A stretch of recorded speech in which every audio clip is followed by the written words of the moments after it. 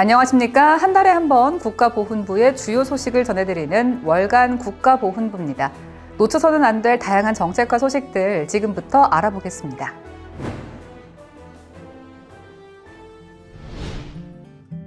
국가보훈부는 끝까지 찾아야 할 121879 태극기 대국민 배지 달기 캠페인을 전개합니다. 끝까지 찾아야 할 121879 태극기는 여전히 가족의 품으로 돌아오지 못한 국군 전사자 12만 1879명을 상징하는 12만 1879개의 고유 번호가 부여된 태극기 배지입니다. 보훈부는 앞으로 매년 호국 보훈의 달에 맞춰 숫자가 줄어든 결과를 국민들과 공유, 소통할 계획입니다. 또한 영연방 국가의 보훈 상징인 포피처럼 다양한 캠페인 활동을 통해 국민들의 공감과 사랑을 받는 대한민국 대표 보훈 상징으로 발전시켜갈 계획입니다. 배지는 6월 20일부터 NH농협은행의 NH올원뱅크 앱과 GS리테일의 우리 동네 GS 앱을 통해 신청해 무료로 받을 수 있습니다. 국가보훈부는 오는 7월 31일까지 2023년 제대군인 고용 우수기업 인증제 신청을 받습니다. 2015년부터 시행하고 있는 제대군인 고용 우수기업 인증제는 제대군인 채용에 기업이 적극 나설 수 있는 환경을 조성하기 위한 사업입니다. 신청을 희망하는 기업은 국가보훈부 홈페이지에 공지된 신청 서류를 준비해 한국경영인증원 인증사무국에 이메일로 제출하면 됩니다. 지난 6월 5일 열린 국가보훈위원회에서는 국가보훈발전기본계획과 국립서울현충원 이관 및 재창조 프로젝트 안건이 심의 확정됐습니다.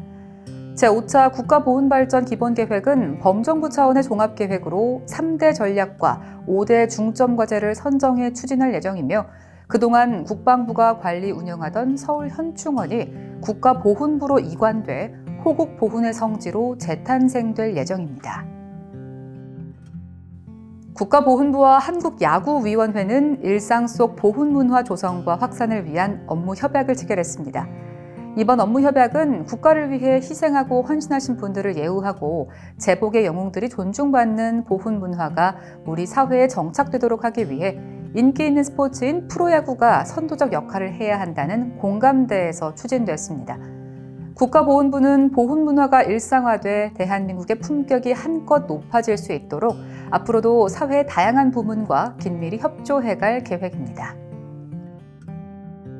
3.5.1 고지 전투를 소재로 한 참여형 휴대전화 게임이 운영됐습니다. 3.5.1 고지 탈환작전 게임은 참여자가 대한민국 공군 전투기 조종사가 돼 적군 벙커 등을 포격하는 체험형 콘텐츠로 호국 영웅들에게 감사 메시지를 남길 수 있도록 구성됐습니다. 3.5.1 고지전투 항공지원작전은 6.25 전쟁 공군 3대 전승작전으로 손꼽히는 전투입니다. 호국 보훈의 달을 맞아 국립서울현충원에서는 6월 한 달 동안 국민과 함께하는 어메이징 세비트리 행사가 진행됐습니다. 이번 특집 행사는 국립서울현충원 재창조 프로젝트의 첫 신호탄으로 음악회와 어린이 뮤지컬, 돗자리 영화제와 토크 콘서트, 밀리터리 한복 패션쇼 등 다채로운 구성으로 진행됐습니다. 국가보훈부는 서울현충원 이관이 70년 만에 성사된 만큼 앞으로 서울현충원을 국민이 찾고 싶은 자유 대한민국의 상징 공간으로 가꾸어갈 계획입니다.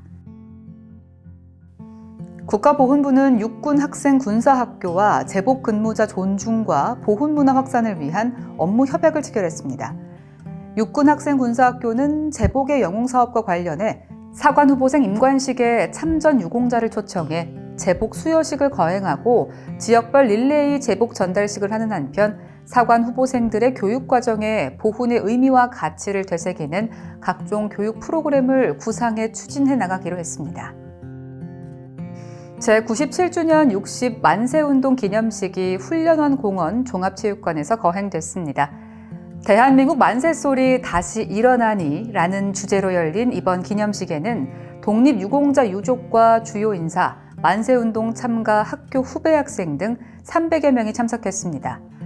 60 만세운동은 1919년 3.1운동, 1929년 학생 독립운동과 함께 일제에 맞서 만세를 외쳤던 3대 독립운동 중 하나로 2020년 12월 8일 국가기념일로 지정됐습니다. 전쟁 기념관을 배경으로 6.25 전쟁 참전 용사의 헌신을 몰입감 있게 체험할 수 있는 실감형 콘텐츠가 연중 운영됩니다. 로스트 솔저라는 이름의 이번 콘텐츠는 전쟁 기념관을 방문해 전시물과 외부 조형물 등을 직접 확인해야 주어진 과제를 해결할 수 있도록 설계됐으며 증강현실, 전화 송수신 등 다양한 디지털 실감 기술을 활용해 제작됐습니다. 게임 참여를 위해서는 전쟁 기념관 안내대 옆에 비치된 소책자의 QR코드를 통해 접속하거나 리얼월드 앱을 다운받아 접속해야 합니다. 지난 6월 17일 국립대한민국 임시정부 기념관에서는 비상한 나의 수업 열정, 대한민국 임시정부를 디자인하다 자율연수 프로그램이 진행됐습니다. 이번 자율연수에는 80개 초등학교 교원들이 참여했으며 임시정부 강연과 AR 책 체험, 대한민국 임시정부사 초등수업 사례 공유 등의 내용으로 진행됐습니다. 지난 6월 15일 국립서울현충원에서는 국민과 함께하는 어메이징 세미트리의 첫 행사로 국가보훈부 승격 정전 70주년 기념 음악회가 개최됐습니다. 자유와 평화를 위한 70년 그리고 미래로라는 주제로 개최된 이번 음악회는 총 3부로 나누어 진행됐으며 다양한 공연과 배지 전달 퍼포먼스, 드론쇼 등이 펼쳐졌습니다. 국립서울현충원이 국가보훈부로 이관됨에 따라 재창조 기본 구상을 위한 자문위원회가 출범했습니다. 자문위원회는 건축, 조경, 도시계획, 생태, 관광, 교통, 행정 등 관련 분야 전문가 등을 중심으로 구성됐으며 국립서울현충원을 호국보훈의 성지로 재창조하기 위한 정책 제언 등을 할 예정이며 위촉 기간은 1년입니다. 국가보훈부는 앞으로 전문가들의 자문 절차를 거치고 대국민 여론조사 결과 등을 반영해 국립서울현충원 재창조 기본구상 계획을 수립할 예정입니다. 지난 6월 17일 국립서울현충원 결의얼 마당에서는 어린이 꿈동산 꿈이 웃다 행사가 열렸습니다. 이번 행사는 국민과 함께하는 어메이징 세미트리 특집 두 번째 행사로 인기 캐릭터 로보캅 폴리와 협업해 미래 세대인 어린이들이 제복 근무자를 친근하게 받아들일 수 있도록 하는 다채로운 프로그램으로 구성됐습니다. 국가보훈부는 지난 6월 21일 SNS 계정을 통해 새로운 보훈 캐릭터 보보를 공개했습니다. 보보는 선열들이 지켜낸 대한민국을 후세인 우리가 지키고 보답한다는 의미의 캐릭터로 기존의 나라사랑 큰 나무의 새싹과 파랑새, 태극 문양 등을 활용해 개발됐습니다. 보보는 앞으로 유튜브를 비롯한 디지털 콘텐츠와 청소년 보훈 관련 학습 자료, 굿즈 및 홍보물 제작 등에 활용될 예정입니다. 2023년 호국보훈의 달 정부 포상식이 지난 6월 22일 개최됐습니다. 이번 포상식에서는 모범 국가보훈 대상자와 보훈문화 확산에 앞장선 대외 유공인사 등 27명에게 포상이 수여됐습니다. 정부는 1971년부터 국가와 사회 발전에 기여한 모범 국가보훈 대상자와 유가족을 발굴해 정부 포상을 실시해왔으며 2017년부터는 다양한 분야에서 국가유공자 예우와 복지 증진을 위해 노력해온 대외 유공인사에게도 포상을 시행하고 있습니다. 새롭게 제작된 제복이 지난 6월 21일부터 6.25 참전 유공자에게 전달되기 시작했습니다. 이번에 전달되는 제복은 지난 4월부터 신청한 대상자들을 대상으로 우정사업본부 집배원이 직접 전달합니다. 제복 신청은 8월까지 전담 전화 1899-1459를 통해 신청할 수 있고 7, 8월경 제작업체가 샘플을 가지고 전국 각지의 참전 유공자회를 방문해 착용해보고 신청할 수 있도록 지원할 계획입니다. 국가보훈부는 오는 11월까지 제복 지급을 완료할 방침입니다. 지난 6월 20일 서울지방보훈청에서는 청년 제대군인 간담회가 개최됐습니다. 이날 간담회는 최근 언론에 보도된 예비군 훈련 참석으로 인한 불이익 처우 관련 기사를 보고 박민식 장관이 SNS에 글을 올린 것을 계기로 실제 젊은 제대군인과 군복무 예정자들의 의견을 듣기 위해 마련됐습니다. 국가보훈부는 병역 의무 이행 등에 따른 불이익 방지를 위한 제도적 장치를 강화하고 군복무를 성실히 수행한 제대군인의 학습권 보장과 미래 설계를 지원하기 위한 히어로즈인 캠퍼스 프로젝트를 추진하고 있습니다. UN 참전용사 후손 교류 캠프가 지난 6월 22일부터 6박 7일간의 일정으로 진행됐습니다. 올해로 14년째인 후손 교류 캠프는 자유를 향해 걸어온 여정, 미래를 향한 발걸음을 주제로 국내외 대학교에 재학 중인 UN 참전국 후손과 한국 대학생 등 18개국 140여 명이 참여했습니다. 발대식을 시작으로 DMZ 방문과 JSA 견학, 전쟁기념관과 UN 기념공원 방문, 토크 콘서트 참석 등 다채로운 일정으로 진행된 이번 캠프는 해단식을 끝으로 마무리됐습니다. 국가보훈부는 앞으로도 참전국과의 인연을 이어가기 위해 다양한 교류 사업을 이어나갈 계획입니다. 지난 6월 23일 세종시 중앙공원에서는 세종국가보훈광장 개원식이 열렸습니다. 국가보훈부는 지난 2020년 세종시와 업무 협약을 통해 광장 조성을 확정했으며 총 규모 5,633평 규모로 국민들이 자연스럽게 보훈을 느끼고 체험할 수 있는 공간으로 조성을 시작해 이날 개원하게 됐습니다. 지난 6월 23일 대전 롯데시네마에서는 공군의 살아있는 전설 최순선 대령의 제복 수여식과 영상자서전 헌정식이 열렸습니다.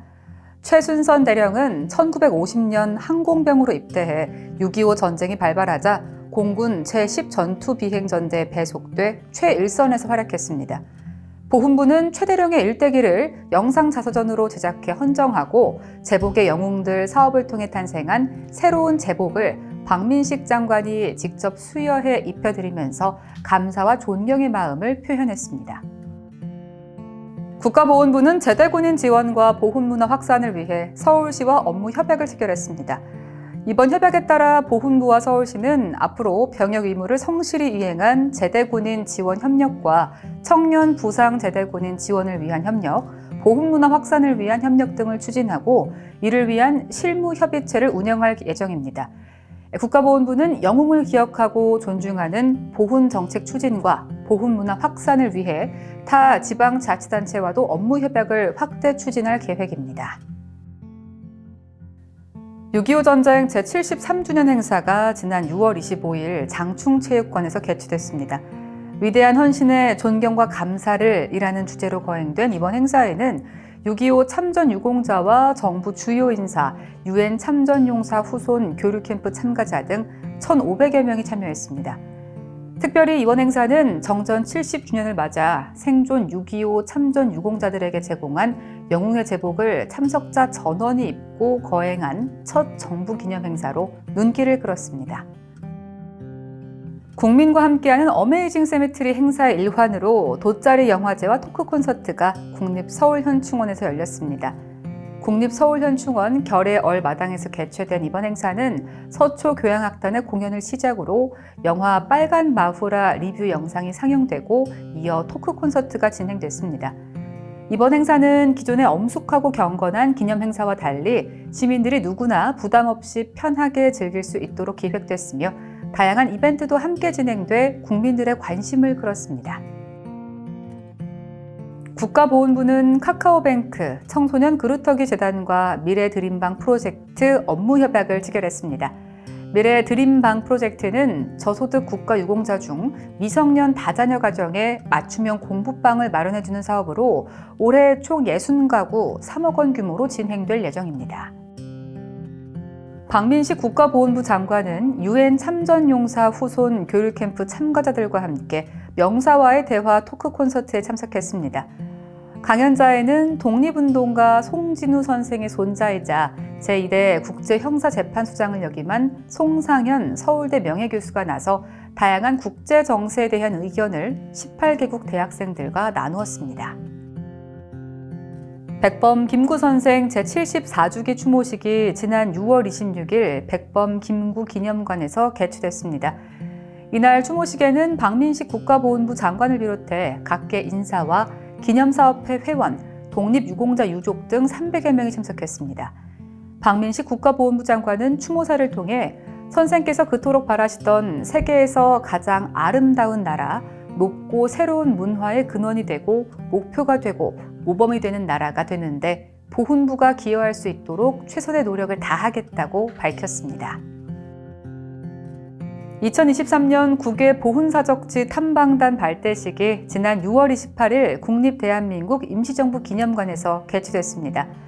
국외 보훈사적지 탐방은 청년들이 타국에서 조국의 독립을 위해 헌신하신 애국선열들의 발자취를 돌아보고 그 정신을 되새기기 위한 취지로 지난 1994년부터 시행됐습니다. 올해는 중국 동부 삼성 지역에 산재한 독립운동 역사 현장을 1, 2차에 걸쳐 각 100명씩 찾아갑니다. 고엽제 후유증 등 환자 지원 및 단체 설립에 관한 법률 개정안이 6월 27일 국무회의에서 의결됐습니다. 국가보훈부는 고엽제 노출과 질병 간 상관성을 밝히기 위해 역학조사와 연구를 지속적으로 실시해왔습니다. 이번 법률 개정은 갑상샘 기능 저하증과 다발성 경화증, 방광암과 비전형 파킨슨증 등 4개 질병을 고엽제 후유증으로 추가 인정하기로 결정함에 따른 것입니다. 또한 이날 국무회의에는 생계가 곤란한 국가보훈 대상자를 위한 독립유공자 예우에 관한 법률 등 8개 법률 개정안도 함께 통과돼 국회 심사를 받게 됩니다. 국회 심사가 통과되면 공포 후 3개월이 경과한 날부터 시행됩니다. 대전 보훈병원 재활센터가 지난 6월 28일 준공식을 갖고 본격 서비스를 시작했습니다. 지하 1층, 지상 4층, 40병상 규모의 대전 보훈병원 재활센터는 각종 첨단 기술을 도입해 몸이 불편한 국가 유공자와 유가족에게 체계적이고 전문적인 재활 서비스를 제공할 계획입니다. 국가보훈부는 세계역사 디지털 교육재단의 UN 참전국 교사 한국 연구 방문 프로그램과 연계해 교육과정을 운영합니다. 한국 연구 방문 프로그램은 UN 참전국 사회 역사교사 30여 명이 국내 교육 및 답사를 수행하고 본국으로 돌아가 프로그램 내용을 교과과정에 활용하는 연수과정입니다. 올해 방문단은 국가보훈부의 연계 교육과정으로 15사단의 철원 지역 유해 발굴 현장을 답사하고 UN 참전국 국제교육과정 중간 보고회도 참여합니다. 국가보훈부가 광역지방자치단체에서 지급하고 있는 참전수당 현황을 발표했습니다. 국가보훈부는 지난 2003년 5월부터 65세 이상 6.25 전쟁 및 월남전 참전 유공자에게 참전 명예수당을 지급하고 있습니다. 각 지방자치단체는 이와는 별도로 자체적으로 참전수당을 지급하고 있지만 지역별 실정에 따라 지급액이 달라 상대적 박탈감을 호소하는 참전 유공자들도 있었습니다. 이에 국가보훈부는 광역단체 참전수당 현황을 파악해 공개하고 앞으로 참전수당 형평성 제고를 위해 지자체와 적극 협력해 나갈 계획입니다. TV 나라사랑 유튜브 채널에서는 보고싶다 전우야 콘텐츠를 제작 업로드하고 있습니다. 보고싶다 전우야는 참전용사들의 전쟁 경험담과 함께 찾고 싶은 전우에 대한 사연을 영상을 통해 소개하는 콘텐츠입니다. 영상 제작에 참여를 원하거나 사연에 소개된 전우에 대해 알고 계신 경우에는 국가보훈부 대변인실 044-202-5092로 전화 주시거나 자막에 안내되는 이메일로 연락 주시기 바랍니다. 전우찾기 프로젝트 보고싶다 전우야에 보훈가족 여러분의 많은 관심과 참여 부탁드립니다. 국가보훈부의 다양한 소식을 한데 모아 전해드리는 월간 국가보훈부, 지금까지 2023년 7월호 함께 하셨는데요. 구독과 좋아요, 알림 설정도 부탁드립니다. 시청해주신 여러분 고맙습니다.